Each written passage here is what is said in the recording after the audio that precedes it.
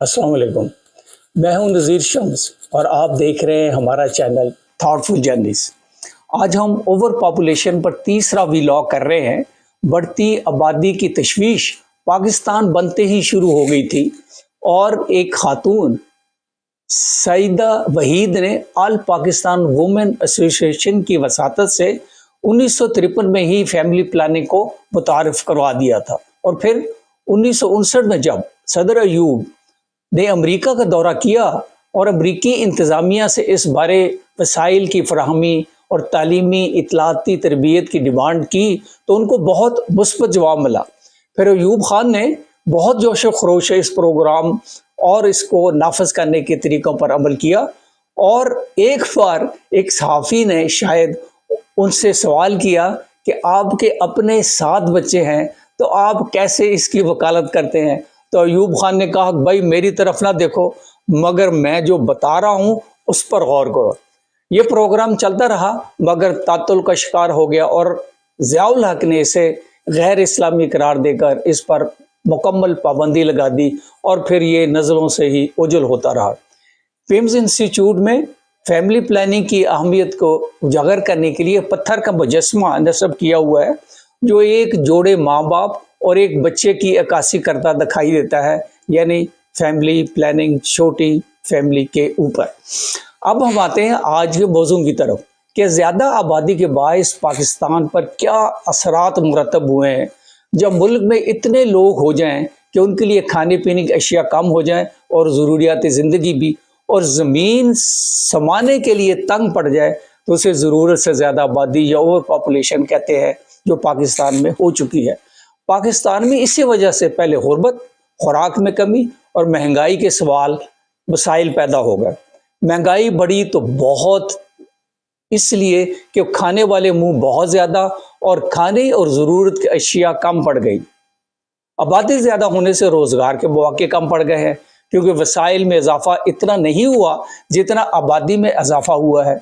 इसलिए बिजली, गैस, पानी में कमी हो गई और ज़राअत के लिए खुसूसन पूरा पानी नहीं मुयसर हो रहा। ज़्यादा आबादी से समाजी मसाइल बहुत बढ़ गए हैं। लड़ाई झगड़े बढ़ने से मुकदमात बढ़े हैं, बेचैनी में इजाफा हुआ है। चूँकि रोज़गार नहीं तो जॉब नहीं, बेकार अफराद में चोरी, डाके, लूट मार के वाक़यात ने जन्म लिया है। देहातों में आबादी बढ़ने से ज़री ज़मीन पर बहुत बोझ बढ़ गया है और फिर ज़री ज़मीन वरासत में तकसीम दर तकसीम से इतनी थोड़ी हो गई है कि इस पर गुजारा ही नहीं हो सकता। फिर देहात से शहरों की तरफ हिजरत से शहरी वसाइल पर बहुत बुरा असर पड़ा है। नई आबादियाँ बनने से ज़री ज़मीनें कम हो गई हैं। ऐसे ही आबादी के बहुत ज़्यादा होने से तालीमी अदारे कम पड़ गए हैं। स्कूलों, कॉलेजों, यूनिवर्सिटियों में दाखिला नहीं मिल रहा। तकरीबन 2.25 करोड़ 5 से 16 साल के बच्चे स्कूल नहीं जा रहे। शायद ये दुनिया की सबसे बड़ी आबादी है जो स्कूल नहीं जा रही। फिर तालीमी अदारे अमली तालीम नहीं देते कि ऐसे तरबियती मराकज़ और सहूलियत है ही नहीं। जो भी तालीम याफ्ता जिनको हम कहते हैं उनमें से 90% स्किल्ड हुनर से महरूम है, जो ना मुल्क में सूदमंद है ना बाहर मुल्कों के लिए कारामद। कॉलेजों, स्कूलों, गलियों, मोहल्लों, यूनिवर्सिटियों में ड्रग्स का बेचैनी की वजह से बेदरीग इस्तेमाल हो रहा है और फ्रस्ट्रेशन जो है आबादी के बढ़ने की वजह से बहुत बढ़ गई है। सेहत की सहूलियात भी कम पड़ गई है।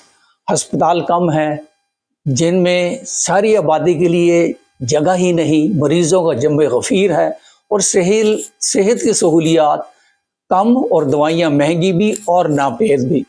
गौरतलब बात यह है कि कमज़ोर गरीब माएँ कमज़ोर गैर सेहतमंद बच्चे पैदा करके ख़ुद भी बीमार रहती हैं और नई पौध भी कमज़ोर और लागर है।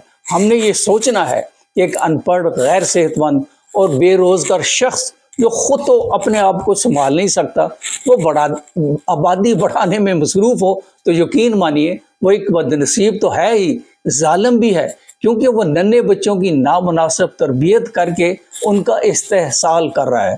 आबादी के बढ़ने से माहौलियात पर भी बहुत ख़राब असरात पड़े हैं। गाड़ियों, मोटरसाइकिलों, रक्षा वगैरह की वजह से धुआं ही धुआं है। छोटे बड़े शहरों, कस्बों में स्मोक और स्मॉग ने फ़ज़ा को आलूदा कर दिया। खुसूसन سردیوں میں اس پولوشن کی وجہ سے گلے اور سینے کی بیماریاں بڑھ گئی ہیں جو موجودہ صحت کی سہولیات کو بہت ڈسٹرب کر رہی ہیں۔ میں یہ ویلاگ کیوں کر رہا ہوں؟ جب ہم سب کو ان چیزوں کا علم ہے اور تجربہ بھی صرف یہ یاد کرانے کے لیے عوام کو، دانشوروں کو، طلباء اور طالبات کو، اساتذہ کو، حکومت کے عہدیداران کو، خصوصاً مذہبی رہنماؤں کو کہ ہم ایک آفت میں پھنس چکے ہیں اور ہمیں اس سے نکلنے کے لیے اپنی کوششیں انفرادی اور اجتماعی طور پر برے کار لا کر کرنی ہیں۔ اس سے قومی سلامتی داؤ پر لگی ہے اور ہم سب کو من حیث القوم اپنی اپنی ذمہ داریاں نبھانی ہیں۔ جان اولیہ نے کہا تھا، میں بھی عجیب ہوں کہ اتنا عجیب ہوں کہ بس خود کو تباہ کر لیا اور ملال بھی نہیں۔ میں اسی شعور کو اجاگر کرنے کے لیے یہ ایک کوشش کر رہا ہوں۔ اگلے ویلاگ میں ہم ان اقدامات کا ذکر کریں گے جو اس مسئلے کے حل کے لیے اٹھانے کی اشد ضرورت ہے۔ اس پر ہی آج کا میں ویلاگ ختم کرتا ہوں۔ اگر آپ کو یہ ویلاگ پسند آیا ہے تو اسے لائک کریں، اپنے کامنٹس دیں اور اگر مناسب سمجھیں تو اس چینل کو ضرور سبسکرائب کریں۔ Thank you very much. خدا حافظ۔